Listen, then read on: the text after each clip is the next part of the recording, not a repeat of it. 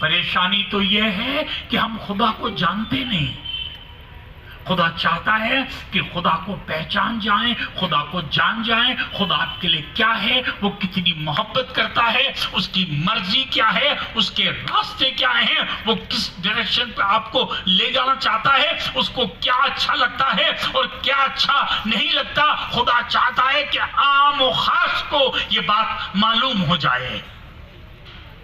आज मसला यह है कि लोग खुदा को नहीं जानते।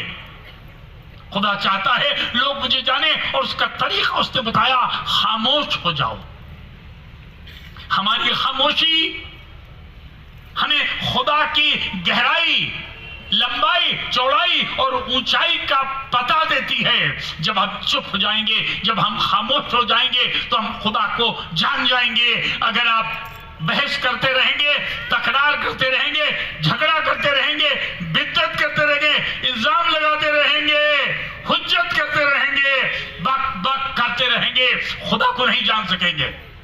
खुदा को जानना है तो खामोश हो जाइए, आवाज बंद करिए। घर में भी, बाहर भी, सड़क पर भी, गिरजे में भी, दोस्तों के साथ भी, नौकरी में भी, बिजनेस में भी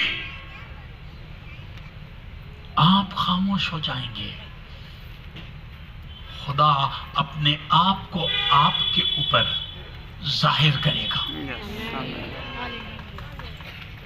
जैसा खुदा है वैसा आप उसको जान जाएंगे, उसकी मर्जी को जान जाएंगे, और उसके जिस तरह उर्दू में है, उसके नक्शे पा पर, पैरों के निशान पर चल सकेंगे।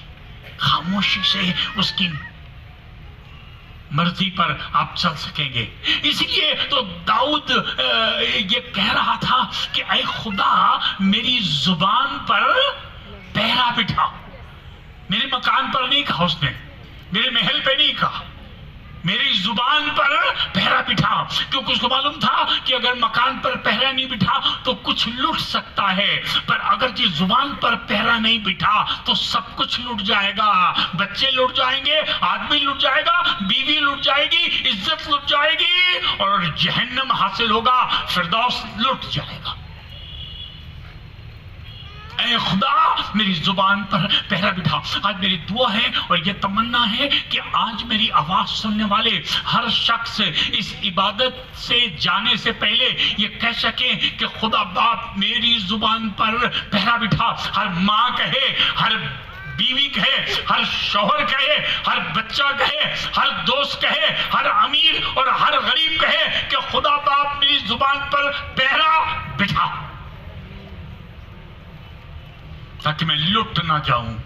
आपने शायद दुनिया में लुटे हुए लोग देखे होंगे। मैं आपसे साफ साफ कह रहा हूं, खाली गरीब लोग लुटते नहीं हैं, अमीर भी लुट जाते हैं। कोठियों वाले, बंगले वाले, सोने चांदी वाले, लाखों रुपए कमाने वाले, इज्जतदार लोग, पढ़े हुए लिखे लोग, क्योंकि जुबान पर पहरा नहीं बिठाया, सब लुट गया, बर्बाद हो गया, तबाह हो गया। खुदा चाहता है कि हम लुट ना जाएं। खुदा चाहता है हम उसे जाने। खुदा चाहता है हम उसके आसमान को जाने, उसके तौर तरीके को जाने, और वो क्या चाहता है वो जाने।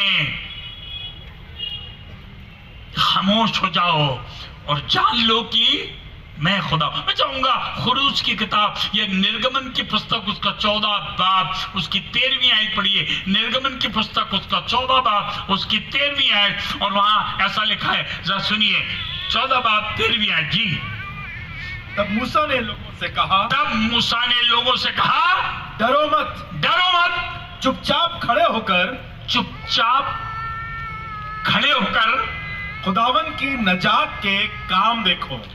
बहुत से लोग खुदा के काम को, नजात के काम को, नजात के मतलब छुटकारे के, God wants to deliver you, but you may be saying, I've never seen the deliverance of God in my family. He has never delivered me. शराबी था, आज तक शराबी हूं। बदतमीज था, आज तक बदतमीज हूं। झूठ बोलता रहा, आज तक झूठ बोलता हूं।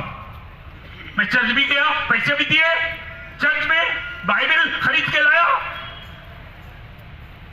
I have never been delivered. मुझको कभी छुटकारा मिला ही नहीं है। 27 साल से मुझे छुटकारा नहीं मिला। यहाँ खुदा कह रहा है कि खामोश हो जाओ और जान लो कि मैं खुदा हूं। तुम क्या करो, फिर से पढ़िए वाली आए जी। मूसा ने डरो मत, चुपचाप खड़े होकर खुदावन की नजात के काम देखो। चुपचाप रहने से खुदा के काम दिखाई देते हैं। मम्मी आपको खुदा के काम नहीं दिखाई दे रहे, पर मम्मी सोचो तो तुम कितनी बड़बड़ करती हो। सुबह 6 बजे उठती हो और 6 बजे से जो तुम बड़बड़ करना शुरू करती हो, तुम क्या देखोगे खुदा के काम को? खुदा तो अपने काम उनको दिखाता है जो खामोश हो जाते हैं, चुपचाप हो जाते हैं। पापा तुम भी बहुत बोलते हो,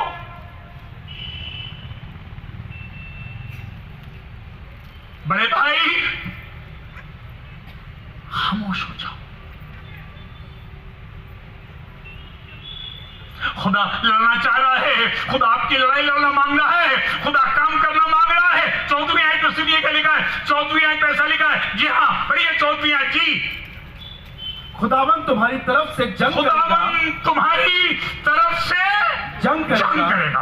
खुदा के लोगों आपको जंग नहीं करना पड़ेगा। खुदा के लोगों आपको वो काम जो आप सोच रहे हैं करना पड़ेंगे, नहीं करना पड़ेंगे। खुदा तुम्हारी तरफ से जंग करेगा, तुम्हारे दुश्मनों से जंग करेगा, तुम्हारी बीमारी से जंग करेगा, तुम्हारी फाका कशी से जंग करेगा, तुम्हारे पड़ोसियों से जंग करेगा। और जो जो तुमको बर्बाद करना चाह रहे हैं और जो जो तुमको तबाह करना चाह रहे हैं, उन सब से तुम्हारी तरफ से जंग करेगा। और तुम खामोश रहो, खामोश रहो। Why is God not fighting for you? आपका खुदा आपके लिए क्यों नहीं लड़ रहा है?